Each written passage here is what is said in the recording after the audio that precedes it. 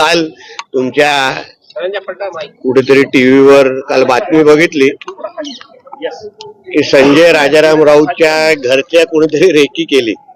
आता मला पहिल्यांदा अनुभव आहे की मच्छर मारण्यासाठी पण रेकी करायला लागते. मच्छर मारण्यासाठी गुड नाईटचं कॉईल लावायला लागतं, त्याला रेकी करण्याची गरज नाही. कदाचित खिचडी चोर नेमकं कुठे राहतो हे पाहण्यासाठी कोणतरी बाईकवर आलं असेल की बाबा खिचडी कुठे डिलिव्हर करायची आहे, म्हणून एवढं काही तर गांभीर्याने घेण्याची गोष्ट नाही. मच्छराला मारण्यासाठी कोण कधी रेकी करत नाही. आणि संजय राजाराम राऊतचं महाराष्ट्र आणि देशाच्या राजकारणामध्ये एवढं काही महत्व नाही की त्याला कोणतरी मारण्यासाठी रेकी विकी करेल. हे राजाराम राऊतचे हे दोन्ही मुलं ही पहिल्यापासून अशाच कोणीतरी स्वतःच्याच कार्यकर्त्याला उभं करायचं, धमक्या द्यायच्या आणि पुऱ्या दिवसाच्या बातम्या करत बसायचं. म्हणून ह्या गोष्टीला जास्त काहीच महत्व द्यायची गरज नाही. आणि एकदमच मच्छराला मारायचं असेल तर आम्ही त्याच्या बंगल्याच्या अवतीभोवती गुड नाईटचे कॉईल लावून टाकू, मच्छर जातील, संपतील. एवढा कशाला जोरला मारायची गरज आहे.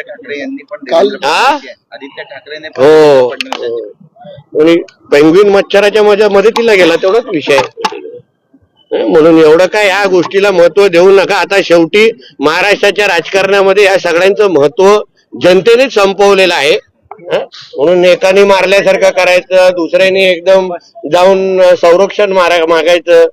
मला या महाराष्ट्रामध्ये एक असा व्यक्ती सांगा जो आपले हात खराब करून घेईल संजय राजाराम राऊतवर काय करण्यासाठी. आणि ह्याच्या अगोदर पण तुम्हाला आठवत असेल अशी एक घटना झालेली, पोलिसांच्या चौकशीमध्ये नंतर असं कळलं हा त्यांचाच कार्यकर्ता होता.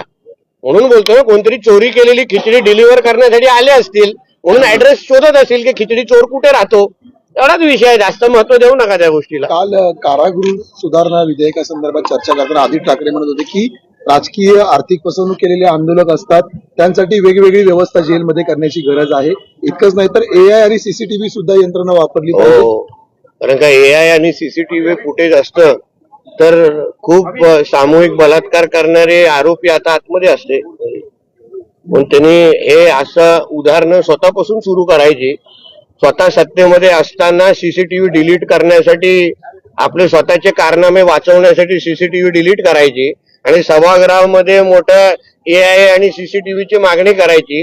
पहिलं स्वतःचे जे काही कारनामे 8 जूनला केलेले आहेत त्याचे सीसीटीव्ही फुटेज ज्या दिवशी बाहेर येतील ना तेव्हा एआयची पण गरज भासणार नाही.